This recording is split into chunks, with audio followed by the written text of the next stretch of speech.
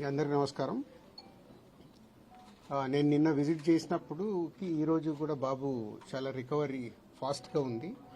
Ventilator and oxygen లేకుండా almost more than 72 hours నుంచి grow అవుతూ ఉన్నాడు.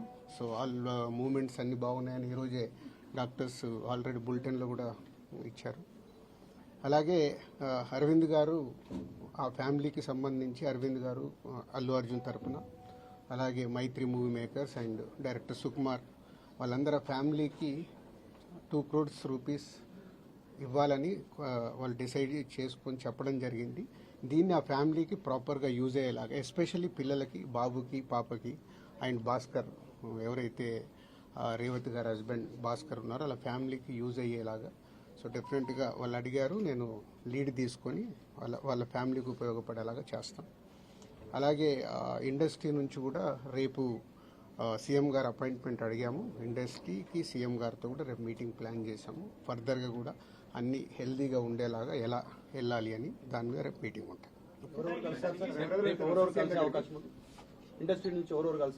అందరికీ కమ్యూనికేట్ చేస్తున్నాం. అంటే ఈరోజు హాలిడే కదా, ఆల్రెడీ ఈరోజు మార్నింగే కన్ఫర్మేషన్ వచ్చింది సీఎం గారిది. సో అందరికి మార్నింగ్ నుంచే కమ్యూనికేట్ చేస్తున్నాం. హీరోస్, డైరెక్టర్స్, ప్రొడ్యూసర్స్ అందరు కలిసి మీట్ అవుతాం.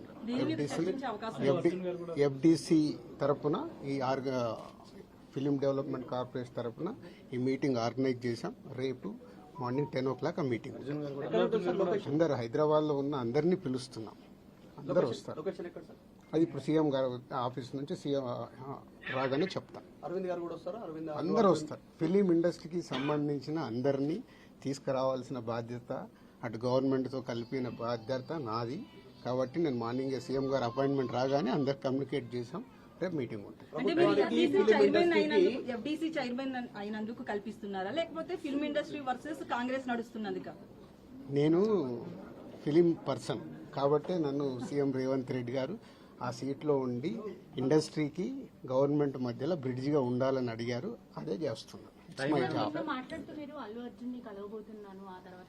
ఇంకా నేను కలవలేదమ్మా, అంటే వచ్చి నుంచి నేను దీంట్లోనే అంటే గవర్నమెంట్తో ఇప్పుడు సీఎం గారు అపాయింట్మెంట్ తీసుకుని ఇండస్ట్రీని కలపడానికి చేస్తున్నాను. కలుస్తాను.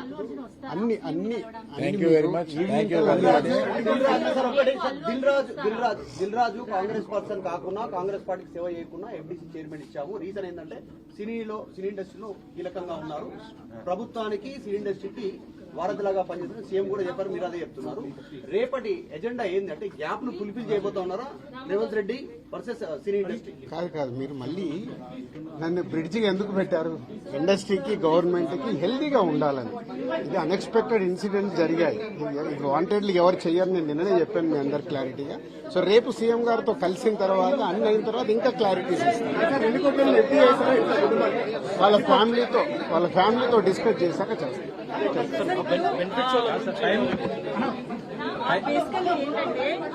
రేపు మాట్లాడతానమ్మా, రేపు చెప్తాను కదా.